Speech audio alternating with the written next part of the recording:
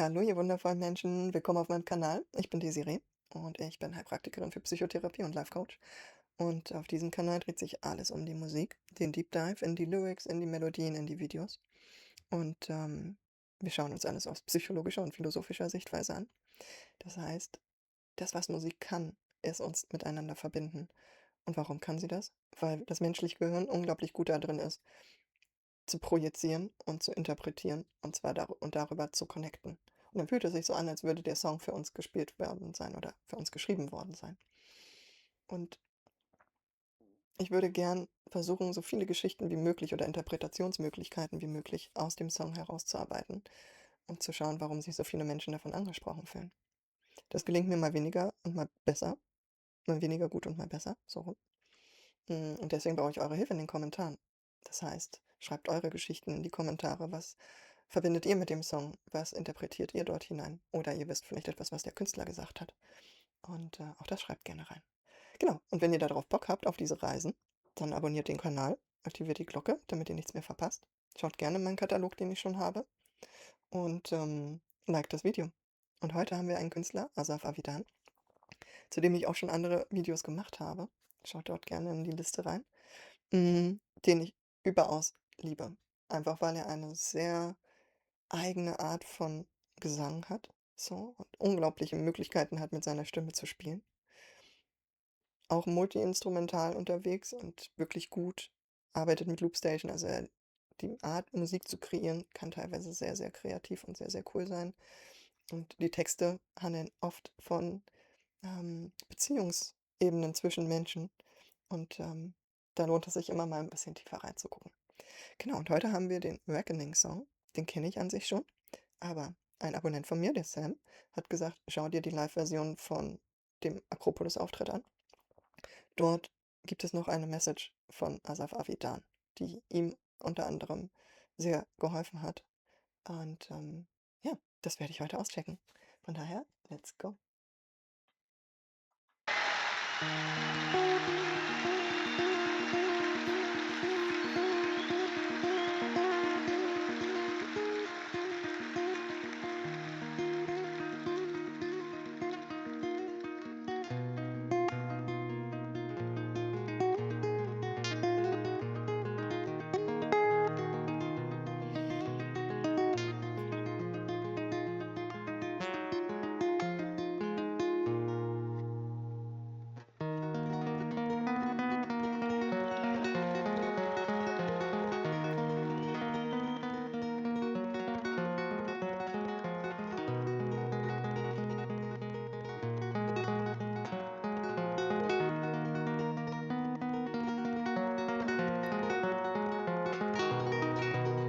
Ah,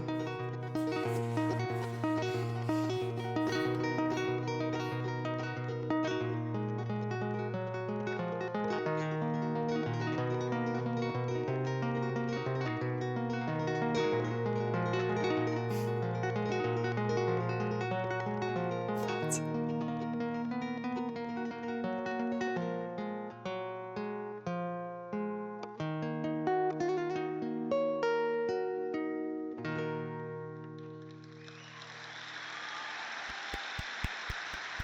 Ja. No more tears, my heart is dry. I don't laugh and I don't cry. I don't think about you all the time, but when I do, I wonder why. You had to go out of my door and leave just like you did before. I know I said that I was shy, but a rich man can't imagine power. One day, baby, we'll be old. Oh, baby, we'll be old and think about the stories that we could have told. One day, baby, we'll be old. Oh, baby, we'll be old and think about the stories that we could have told. One day, baby, we'll be old. Oh, baby, we'll be old and think about the stories that we could have told. Little me and little you kept doing. Ich mache hier mal Pause. Also erstmal, wie er die Gitarre spielt. Das hat mir Gänsehaut gemacht und liebe ich Fingerpicking. So, ich finde, das ist eine Kunst für sich. Ähm, und es ist unglaublich schwer, aber es klingt unglaublich toll. Und, äh, also allein, wie schnell er das auch macht. Wahnsinn. Großen Respekt. Das, ist nicht so easy. Ich habe es probiert. Hm, genau, also einmal zu den Lyrics. No more tears, my heart is dry. I don't laugh and I don't cry. I don't think about you all the time. But when I do, I wonder why. You have to go out of my door and leave just like you did before. I know I said that I was sure, but rich men can't imagine poor. One day, baby, we'll be old. Also, wir haben hier anscheinend auch einen Song, wo es um einen Beziehungsabbruch geht. Und das, was ich ganz spannend finde, was so ein bisschen für mich rausgestochen hat: „And leave just like you did before." Das heißt, das ist nicht das erste Mal. Sie ist schon mal gegangen, mindestens einmal anscheinend. Und man könnte jetzt als Erstes davon ausgehen, dass es sich hier um eine Partnerschaft handelt, Beziehung. Aber man könnte auch, zumindest jetzt hier noch in diesem Punkt, hm, sagen, wer weiß, vielleicht geht es um 'n Elternteil. Vielleicht geht es um eine Freundschaft. So, das gibt ja verschiedene Möglichkeiten, wo man eine enge Verbindung, wo man eine Liebe spürt, wo es ein Miteinander gibt. So. Und anscheinend gab es hier einfach eine große Verletzung. Und die Frage ist die Verletzung, ne, dieses „No more tears, my heart is dry", ist das passiert, nachdem sie gegangen ist quasi, und die Trauer darüber, dass sie wieder gegangen ist? Oder war das quasi schon, nachdem sie das erste Mal gegangen ist? Und dass es inzwischen entweder mindestens das zweite Mal schon ist und er jetzt gar nicht mehr trauern kann, vielleicht auch schon mehrere Male stattgefunden hat und er einfach sagt: „Ja, das jetzt es ist jetzt so, ich kann nicht mehr weinen, ich kann darüber nicht mehr trauern, das habe ich beim ersten Mal schon gemacht." So, genau. Also beides ist möglich, ne? So, vielleicht ist es jetzt genauso schmerzhaft wie nach dem ersten Mal verlassen, oder es ist ein bisschen weniger schmerzhaft oder noch schmerzhafter. Es kommt immer darauf an, was gibt dir dem Ganzen für eine Bedeutung, ne? Hat er sich vorher schon darauf eingerichtet, dass es sein kann, dass sie wieder gehen wird, die Person? Oder war es eher in 'ne Richtung von: „Ich habe gehofft, jetzt haben wir uns endlich zusammengerauft. Wir haben endlich einen Weg miteinander gefunden und jetzt gehst du wieder. Ich hatte so viel Hoffnung reingesteckt und ich habe wirklich gedacht, jetzt haben wir's." Und dann ist der Schmerz doller. So, ja. But rich men can't imagine poor. Das klingt so 'n bisschen wie, hm, als wäre er reich gewesen, dadurch, dass sie da war, und er konnte sich nicht vorstellen, wie es ist, wenn sie nicht da ist. Vielleicht irre ich mich auch. Gerne in die Kommentare. Ähm Weil wenn reiche Menschen, egal auf welcher Ebene, ob jetzt mit Geld oder anderen Sachen, ne, ob jetzt Werte, Menschen, was auch immer im Leben ist, was einem das Gefühl gibt, reich zu sein. Wenn man an dem Punkt ist, wo man sich so reich fühlt, dann kann man vermeintlich quasi sich nicht dort hineinversetzen und das Gefühl reingehen von: „Ich bin arm", so, weil man sich so reich fühlt. Und sie können sich auch nicht vorstellen, wie es sein wird, wenn. Das heißt, vielleicht hat er sie auch nicht zu schätzen gewusst, hat nicht zu schätzen gewusst, was er da eigentlich an Reichtum hatte. So, das ist ja auch oft bei Menschen, wenn wir mit bestimmten Privilegien aufwachsen oder sie über lange Zeit haben und sie quasi zum Alltag werden, dass wir ihnen nicht mehr die Bedeutung geben und die Bedeutung dann auf andere Dinge legen, die wir noch nicht haben. Was oft so eine Dopaminschleife in Gang setzt, ne? Beziehungsweise Dopamin ist das, was quasi uns diesen Drive nach außen gibt und sagt: „Hey, guck mal da hinten, da gibt's Möglichkeiten, das könnte unser Leben echt bereichern." Das ist 'n Wert, den ich gerne leben würde und den ich so noch nicht habe. Und wenn wir das dann erreicht haben, dann macht es uns vielleicht 'ne Weile noch irgendwie glücklich und dann ist es aber nicht mehr 'ne Möglichkeit, sondern dann ist es schon da. Dann braucht es eigentlich 'n Switch, um im Hier und Jetzt das schätzen zu können. Und gleichzeitig fängt Dopamin an und sagt: „Okay, was haben wir noch für Möglichkeiten? Was gibt es noch, wonach wir streben können?" Und sucht sich neue Ziele und neue Möglichkeiten, wo es dich hinschicken kann. Und manchmal ist es so, selbst wenn wir 'ne Beziehung haben mit jemandem, der uns glücklich macht und es aber so im Hier und Jetzt und im Alltag ist und wir das dann nicht mehr so zu schätzen wissen, dass Dopamin dann mit seinen Vorschlägen für: „Oh, guck mal, die Person sieht aber auch ganz attraktiv aus. Oh, oder guck mal, mit der Person könnten wir ein bisschen mehr Abenteuer leben als mit der Person, die wir jetzt in unserem Leben haben. Vielleicht wäre das auch ziemlich geil.“ Und plötzlich haben wir Interesse für eine andere Person entwickelt. Und da kann es dann manchmal ein bisschen kompliziert werden für uns. So, ja. Und vielleicht ging es hier um genau so was.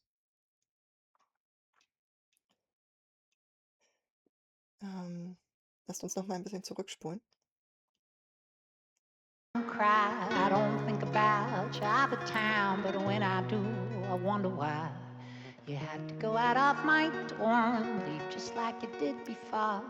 I know I said that I was shy, but a rich man can't imagine power. One day, baby, we'll be old. Oh, baby, we'll be old and think about the stories that we could have told. One day, baby, we'll be old. Oh, baby, we'll be old and think about the stories that we could have told. One day, baby, we'll be old. Oh, baby, we'll be old and think about the stories that we could have told. Little me and little you kept doing all the things they do. They never really think it through, like I can never think it true.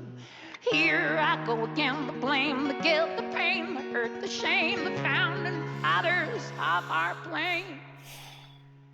Fast stuck in heavy clouds of rain. Hm. One day, baby, we'll be old. Oh, baby, we'll be old and think about the stories that we could have told. One day, baby, we'll be old. Oh, baby, we'll be old and think about the stories that we could have told. Ich würde hier erst mal wieder Pause machen. Also, lasst uns noch mal den Text anschauen. Hm, Little me and little you kept doing all the things they do. They never really think it through, like I can never think you're true. Here I go again, the blame, the guilt, the pain, the hurt, the shame. The founding fathers of our plane that stuck in heavy clouds of rain. One day, baby, we'll be old and think of all the stories that we could have told. Also, das könnte die Theorie bestätigen, dass es ein Paar ist quasi, was mit der Zeit die Liebe ein bisschen verloren hat, beziehungsweise sich für gegenseitig für alltäglich gehalten haben. Jetzt fällt mir nur das for granted, taking for granted ein als englisches Wort. Aber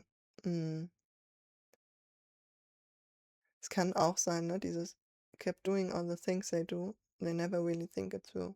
Es kann auch sein, ne, manche Menschen sind so, dass sie einfach nur in den Tag hineinleben und nicht wirklich ein Ziel haben, was manchmal eine sehr, sehr gute Qualität sein kann und gleichzeitig manchmal sehr frustrierend sein kann. So, und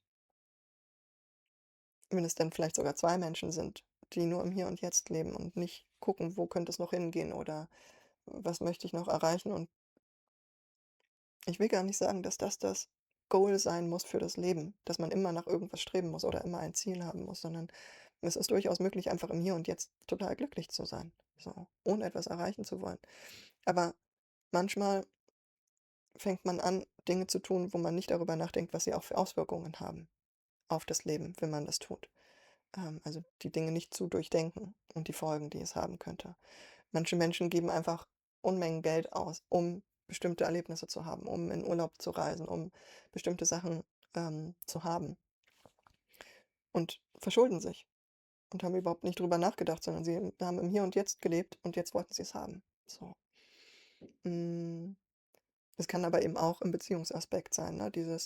Vielleicht ist einer fremdgegangen, weil er im Hier und Jetzt quasi sich gedacht hat, boah, ich fühle mich zu dieser anderen Person hingezogen. Ich gehe damit. und habe aber nicht wirklich darüber nachgedacht, was das für Folgen hat. Entweder, dass ich meinen Partner verletze oder dass ich mich anderweitig verliebe und deswegen die Beziehung kaputt geht und ich jemand anderes finde. Das, was wir uns vorher gemeinsam aufgebaut haben. So. Und es gibt noch so viele andere Sachen, ne, wo das eine Rolle spielen kann. Mm, Genau, und dieses Like I can never think you're true. Here I go again. The blame, the guilt, the pain, the hurt, the shame. Und das ist auch ganz spannend, ne, weil das immer wieder so eine Rolle spielt in Beziehungen, im Miteinander, ähm, wo wir auch beim anderen immer wieder gucken, was macht der falsch? Warum ist der noch nicht richtig? Warum ist der nicht perfekt? Warum fühle ich mich vielleicht nicht glücklich? Könnte das an dem anderen liegen? So, was ist das, was mich an der anderen Person vielleicht unglücklich macht? So. Oder manchmal ist es ja auch umgekehrt, dass wir denken, ohne den könnte ich nicht glücklich sein und deswegen muss ich mich daran festklammern. Aber viel im Mitmenschlichen sind Emotionen enthalten von Scham, von Schuld, von Schmerz, so, von Verletzen im Miteinander. Und nicht, es gibt so ein schönes Ding, da hat jemand mal gesagt, dass diese ganzen Dynamiken, die da zustande kommen, das, worum wir kämpfen, von gesehen werden, gehört werden wollen vom Gegenüber, da, wo wir uns verletzt fühlen, dass das relativ wenig mit dem Menschen im Hier und Jetzt, mit dem Partner zu tun hat, sondern mehr mit den Erfahrungen mit anderen Menschen, die wir früher gemacht haben. Ne, also wenn ich zum Beispiel, wenn wir jetzt so Klassiker nehmen, die Mutter oder der Vater, die immer nur stolz auf mich waren und mir das Gefühl gegeben haben, dass ich geliebt bin, wenn ich gute Noten nach Hause gebracht habe und mein Zimmer aufgeräumt habe. Was auch immer. Wir nehmen jetzt mal so ein Oberflächending. Ja. Mm, Und dann komme ich in eine Beziehung und wenn ich dann irgendwie irgendeine gute Leistung erbracht habe, auf die ich stolz bin, dann ist mein Partner auch stolz auf mich. Wenn ich die Wohnung aufräume, dann freut sich mein Partner total. Und dann entsteht vielleicht in meinem Kopf das Gefühl von, ja, der mag mich ja nur oder findet mich ja nur toll, wenn ich hier aufräume und wenn ich gute Leistungen erbracht habe. Was ist das denn? Das ist doch keine Liebe. Bin ich überhaupt liebenswert, ohne dass ich irgendwas schaffe? Und dann fangen wir an, uns entweder selber schuldig zu fühlen oder minderwertig zu fühlen, uns verletzt zu fühlen, Angst zu haben, dass wenn ich jetzt keine Leistung mehr bringe oder nicht mehr aufräume, mal keine Lust habe, sauber zu machen oder was auch immer, dass ich dann nicht mehr für die Beziehung ausreiche, dass ich dann nicht mehr liebenswert genug bin. Oder es führt dazu, dass ich dann plötzlich die Schuld bei meinem Partner suche und sage, ja, hier, und du gibst mir das Gefühl, das, und du verletzt mich dadurch, dass du immer diesen Anspruch hast, dass ich irgendwie die Dinge gut machen muss oder aufräumen muss, damit du mich liebst.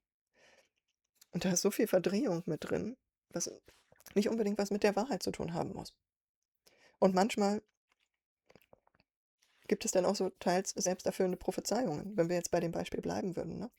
Ähm, dass, sagen wir, ich dann immer anfange aufzuräumen und immer von den Sachen erzähle, auf die ich stolz bin und wo ich was geschafft habe, um dann eben das Gefühl von Geliebtsein zu bekommen.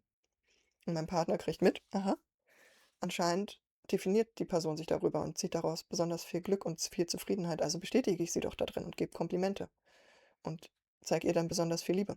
Und das bestätigt dann wieder in dem Gegenüber das Gefühl von, oh shit, ich werde nur geliebt, wenn. Und dann entsteht da so eine Dynamik, die beide miteinander aufgebaut haben. Und dann wirft der eine das dem anderen vor und der andere steht da und sagt, hä, aber nee, ich dachte nur, das macht dich glücklich und dann ist die Person wieder verletzt. Und vielleicht erinnert sie das wiederum an irgendwas aus der eigenen Vergangenheit und dann kämpft sie wieder darum, gesehen und gehört zu werden. Nee, aber ich liebe dich doch und das ist meine Art, dir das zu zeigen und so. Und dann kämpfen wir da um irgendwas, obwohl es eigentlich ursprünglich nur darum geht, miteinander zu sein und sich zu lieben. Aber wir agieren alte Geschichten miteinander aus. Ja, lasst uns weiterhören. Oh, baby, baby, wouldn't think about the stories that we could have told. One day, baby, we'll be old. Oh, baby, we'll be old and think about the stories that we could have told. One day, baby, we'll be old. Oh, baby, we'll be old and think about the stories that we could have told. One day, baby, we'll be old. Oh, baby, we'll be old and think about the stories that we could have told. One day, baby, we'll be old. Oh, baby, we'll be old and think about the stories that we could have told.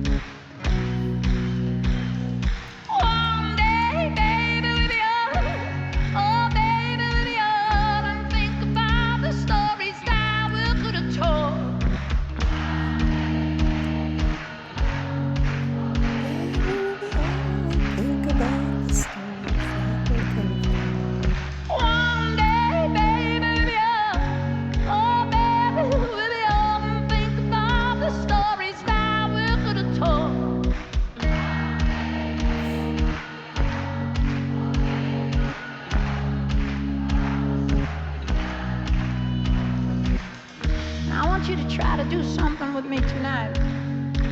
See, every night when I sing this song, there's a place I need to go to in order to sing it, you know? It needs to be honest. And so I go to a place. See, I know some of you are translating the song through your own prisms, and that's good, that's fine. This is just as much your song as it is my song. Yeah. So you're allowed to think of it as a hopeful song. You're allowed to think of it as carpe diem, seize the day. But for me, it's a song about loss. Yeah. You know? I remember the day that I wrote it, you know. I remember the girl I wrote it about, and I remember the conversation we had, and I remember sitting down. I had this apartment with a wooden floor, and we were sitting down on that floor and we were talking, and I remember something she said, and I remember something I said, and I remember something she said, and I remember something I said back. And I remember it because I remember the look in her eyes as they broke into more pieces than they were made of. And I remember seeing that look, and I remember thinking, God, how do you take words back? There's no amount of sorries that can take these words back, but there they were, you know. And I remember her not saying another word, just getting up and turning around. I remember looking at her back as she went farther and farther away to the door, and she kind of slowed down, and I guess she was waiting for me to say something, but I didn't, and then she just opened the door. She walked through the door, and she closed the door, and I just fell down immediately. You know, my ear was against the wooden floor. I could hear the reverberations of her footsteps as she was fading away from my life forever, you know. And at that moment, I knew that I will never have her again. Whatever it is that we had is over. And it's not like I sing this song about her anymore. That's in the past. It's a million light years away, but, you know, it's still... You need to find some place to go to when you sing this song. You need to find some loss inside you, these caverns of your own topography, you know, and you try to give them a voice. And so what I want you to do, just for tonight, is I want you to try to go through this specific translation with me tonight. I want you to close your eyes, really just close your eyes and try to envision in your mind's eye, in your heart, somebody that you lost in your life and you know you'll never see again, and try to really picture them. You know, what are they wearing? Did they change at all? Did they change their hair? And how are they looking at you? Is it with blame? Is it with guilt? Is it with forgiveness? Is it with anger? Is it with love? Is it with compassion? Is it with empathy, with understanding? What is it that they show you, you know? And I'll try to really see them. And then we're going to try to sing this song again, you know, from this place. And the secret is not to succumb to depression because of loss. This loss creates these caverns of your landscape, and it's just a beautiful place to walk in, and we must give them a voice. Otherwise, they weigh us down. And so loss becomes just another beautiful way in our passage here, you know? Just another place to visit. Give it a voice and dignity and beauty. One day, baby, we'll be up. Oh, baby, we'll be up and think about the stories that we could have told. One day, baby, we'll be up. Oh, baby, we'll be up and think about the stories that we could have told.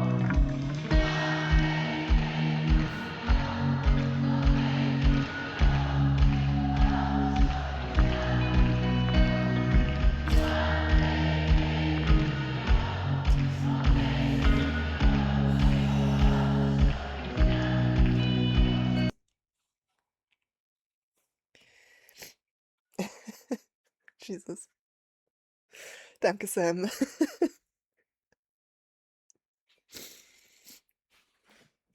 And I really mean it. Thank you.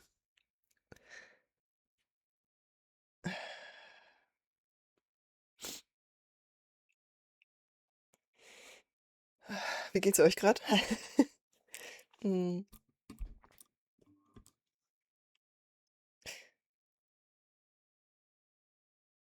Oh, mir fehlen die Worte. Ich kann kurz von mir erzählen, was mich grad so tief berührt. Hm, natürlich habe ich auch an vergangene Geschichten mit Menschen gedacht, mit Männern gedacht, Beziehungspartnern. Hm, und ein Punkt, der mich berührt hat, ich habe einige Jahre auch mit Depressionen zu tun gehabt. Und in dieser Zeit hatte ich einige kennengelernt, mit denen ich versucht habe, etwas zu erschaffen, irgendwie zusammenzukommen. Und ich wurde ständig verlassen. So, die Leute sind gegangen. Und ich habe lange gebraucht zu verstehen, warum. Und es hat mich damals immer nur darin bestärkt, dass sie schon ihren Grund haben werden und dass es irgendwas mit meinem Wert zu tun hat. Dass es eine Aussage darüber ist, dass ich nicht liebenswert bin und dass ich nie Liebe finden werde. So. Und irgendwann habe ich verstanden und gesehen, wie es für Menschen ist, sich mit Menschen zu umgeben, die in Depressionen sind. Und zwar jetzt nicht so mittelmäßige, sondern schon in starken Depressionen. Wie viel Kraft das auch für die umgebenden Menschen kostet. Die versuchen wollen zu helfen, die versuchen da zu sein und merken, es läuft einfach immer ins Leere, es hilft einfach nichts, es kommt nichts an. Nicht mal die Liebe kommt an. Und das kam sie bei mir nicht. Sie kam bei mir nicht an, egal wie sehr ich geliebt wurde, wie viel ich bekommen habe. Ich habe es in meinem Kopf immer so gedreht, dass es nichts mit mir zu tun hat oder dass ich mir das nur einbilde oder dass es sofort wieder weg sein kann oder. Diese ganzen Geschichten, die nichts mit der Person zu tun hatte, die mit mir zusammen war. Aber es hat dafür gesorgt, dass die Person so schnell ausgelaugt war, so schnell gemerkt hat: „Nee, das kann ich definitiv nicht halten", dass sie gegangen ist. Und ich habe das wieder genommen als Bestätigung, als weitere Bestätigung von: „Ja, ich wusste es doch." Und heute kann ich das sehen. Und heute kann ich die Sichtweise und die natürlich kann ich mich nicht komplett reinversetzen, was jeder Einzelne gedacht hat, aber ich habe 'ne Idee davon. Und ich war so schnell dabei zu verurteilen, mich zu verurteilen, aber auch das Gegenüber zu verurteilen. So, das ist ein Punkt, an den ich gedacht habe. Und es ist so schön, ne, weil ich gerne auch mit Perspektiven arbeite und Asaf Avidan genau das hier quasi angeboten hat und gesagt hat: „Ich kann heute auf die Situation von außen draufschauen und ich habe 'ne Idee, was bei der anderen Person passiert ist, was sie emotional gespürt hat, was sie vielleicht gesehen hat, als sie mich angeguckt hat. Ähm, und den Schmerz, den ich verursacht habe, das, was in ihr gebrochen ist." So. Und das erweitert immer noch mal ein bisschen den Raum, in dem wir agieren können, in dem wir fühlen können, in dem wir etwas hinterfragen können, uns hinterfragen können und neue Möglichkeiten, wie wir handeln wollen, wie wir mit den Sachen umgehen wollen, zu entwickeln. So. Und eben auch daraus zu lernen und zu sagen, zukünftig achte ich darauf, möchte ich anders damit umgehen. So. Ja, das ist erstmal das, was mein Gehirn euch ausspuckt. Wie ging es euch mit dem, was er gesagt hat? Was hat es in euch berührt? Bitte gerne in die Kommentare. So, ja, weiterhören.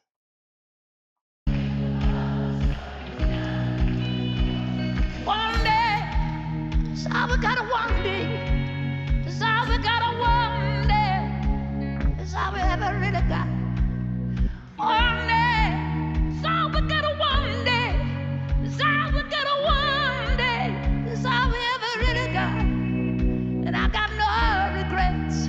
But I got no regrets. Honey, I got no regrets. Except for one. I got no regrets. Baby, I got no regrets. Lord, I got no regrets. Except die for you. One day, baby, we'll be young. Oh, baby, we'll be young and think about the stories that we could have told. One day, baby, we'll be young. Oh, baby, we'll be young and think about the stories that we could have told. One day, one day, one day, one day. Shout for God now. One day, one day is all we ever really got. One day, baby, we'll be young. Oh, baby, we'll be young and think about the stories that we could have told. One day, baby, we'll be young. Oh, baby, we'll be young. Oh, baby, we'll be young. Oh, baby, 'cause you're my baby, my pretty little baby, my pretty little baby,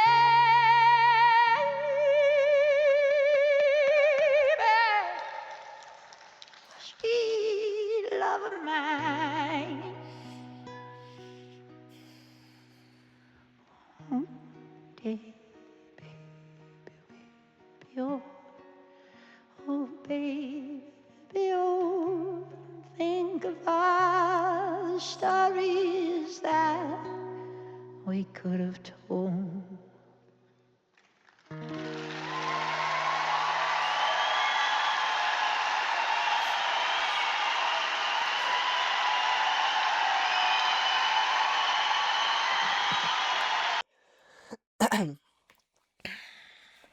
Jesus.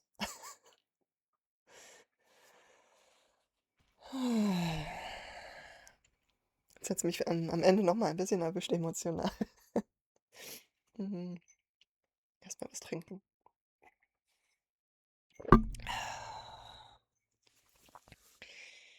Ja. I have no regrets but one.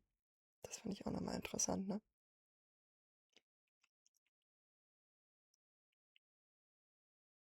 Ja. Aber ich merke, mein Gehirn gibt es grad nicht her. Von daher lasse ich's so stehen. Es war eine sehr emotionale Reise. Es war eine ganz wundervolle Reise. Und ich finde es wirklich schön, dass er das so gemacht hat, ne? Ich meine, er hat ja auch gesagt, für manche genau das, was ich am Anfang des Videos immer sage, ne? Für manche ist dieser Song Hoffnung. Für andere ist es oder für mich ist es Trauer. Und das ist genau das, was das Gehirn macht. Es verknüpft unsere eigene Geschichte mit dem Song. Wir interpretieren dort etwas rein, wir projizieren etwas rein. Und